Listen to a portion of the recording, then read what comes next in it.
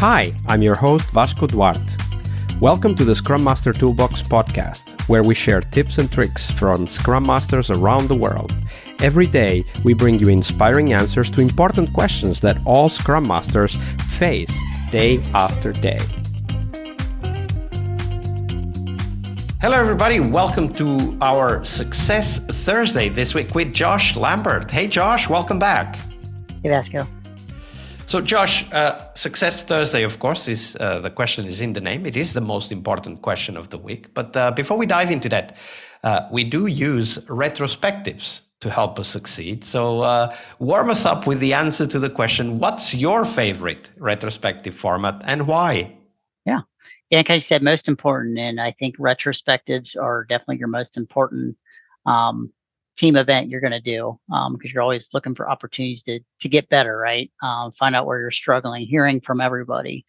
My goal when I was a Scrum Master is to make, it's your most important team event, but make it be creative and not kind of do the same retro over and over again, because then they just start to get dull and you start to notice less kind of feedback from the team that's coming. So, essentially you're still answering the same questions right there. What went well, what's not going well, the takeaways, but really just kind of structuring them in different formats to kind of create, kind of keep the creative juices going with the team. So, but if I had to choose one retrospective, I can't remember where I found it, but it's really fun. It's called It's a 10.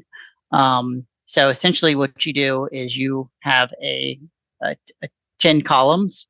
You have a 1 up to a 10, and then your rows, you have your individual team members have their names on it. And what I ask them is to, when we go into that retro, say, all right, here's your sticky note, place where you think on a scale of 1 to 10, 1 being the worst, 10 being the best. What do you think? How do you think we did this sprint? And then, they place in, and I would, then I would say, and why? And so they put on a little sticky note, or they put like a couple notes, and then, we would each talk about it. And then I would draw an arrow over to the 10 column and say, all right, love the feedback. If you had a 5, 7, whatever, what could have got you to a 10? So it really just kind of draws in a little more around, okay, this went well, but, if this kind of went better, it really could have been a 10, an overall 10 in my, happiness and how the sprint went. And also, I like occasionally doing, not every retrospective, but I think it's good to kind of do like a retro on the retro, that I have done a couple of times, and I have other Scrum Masters that I've helped coach. I've shared this with them. And what I do, there's three questions. You can get creative as you want, but the 3 questions that I generally do is, we talked about what's important to me. I spoke openly, and I'm confident in the next sprint. So just 3 simple questions. I've used little dartboards, and they just, it's anonymous, but just as you finish up your retrospective, just place your dart where you are. And then as a Scrum Master, you can go back and look at that and see, oh, okay, yeah, I think we're not hitting so much on everyone speaking openly, or maybe everyone is, but it's just good to kind of go back and do a quick little retro on your retro to ensure that you're facilitating these well. Could be every quarter. I mean, not like I said, not every sprint, but every now and then I think it's good to kind of do that assessment. Absolutely. And I think you said it well, right? We need to make sure that we are hosting the retros in a way that allows teams to first talk openly, share what's really going on with them, and also find, perhaps that's a question I would ask, find motivation to improve, right? Because it's not enough to have good ideas on how to improve. It's also necessary to have the motivation, the drive to actually do something about them. And many teams can be, for whatever reason, maybe overwhelmed with work, or maybe not so interested in improving, which would in itself be a sign. And it's good to ask that. But those were 3 great questions. Of course, we'll put those in the show notes for people to go and check them out. But that was the retro, Josh. Of course, we do the retro because we want to succeed and we want to help others succeed. But let's focus on the first question. For you as a Scrum Master, what does success mean? Mhm. Yeah, I think there's a lot to it. Obviously, you want to be there to always support your team. You want to be you want to become a very good facilitator. And, from the beginning, you may not be great. That takes a lot of practice, in my opinion. That's what really helped me personally get a lot more confident in myself and in facilitating, looking at areas that I can improve. But I think, uh, I say removing blockers, assess is the team really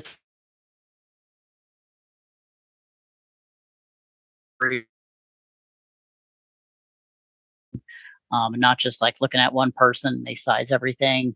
Josh, I'm sorry to interrupt. The network, for some reason, crapped out when you said removing blockers. Okay. So if you can go back to that, then we'll take it from there. You there? Oh yeah. Yeah, I'm here. Okay. So just start with. You want me to just start that question over, or just start with removing blockers? As you feel more comfortable. Okay. I'll just start from the beginning because that was like my third point. So. All right. So let's start. I'll ask the question, then you go again, right? Okay. So retros are, of course, one way in which we try to be successful. But for you, Josh, as a Scrum Master, what does it mean to be a successful Scrum Master? Yeah, I think there's a lot into the role. One, you want to be a good facilitator, and that'll take, especially if you're new into the role, that'll take time to get better with just more practice.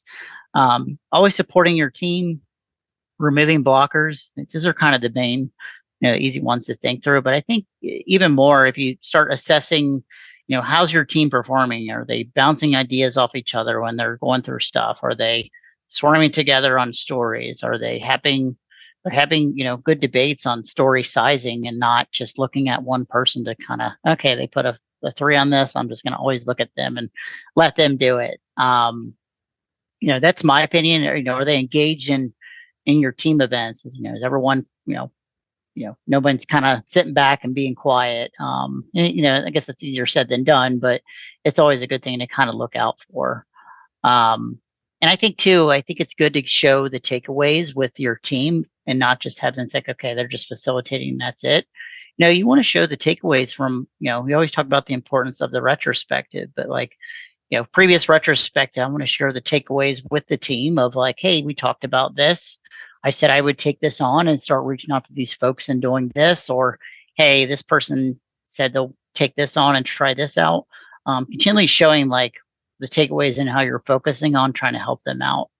And again, is the team happy? Are they psychologically safe? And are they motivated? So a lot in there. But I really think it's a crucial role to help your team succeed. Yeah, the question you asked or you referred to, does the team feel psychologically safe, is an extremely important question for us to ask. And not necessarily because we can change that aspect, because let's be honest, sometimes the problems, the team not feeling safe come from somewhere else. But once we recognize that the safety isn't there, we can then start investigating where does it come from, what triggers this behavior, and then of course also eventually even tackle that at some point. But one thing that you said that I really liked, and I think we don't get enough airtime to that perspective here on the podcast, is that it is also our job to show what we are doing for the team, because the team won't know if we don't tell them, right? And at the end of the day, we are team members too. Right? Scrum Masters are team members too. And we need to be accountable to the team. When we don't share what we're doing with the team, we also lose the opportunity to get feedback and to make ourselves better.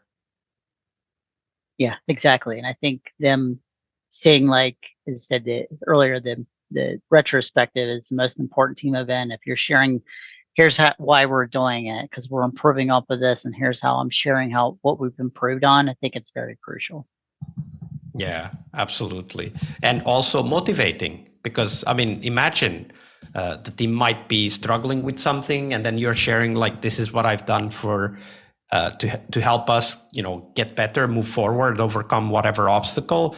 Of course, the team's going to be motivated and feel that you've got their back, right? And that's an important, extremely important feeling dynamic in the team, right? The team knowing that they all have each other's back, like we do theirs, right? Like that we are supporting each other.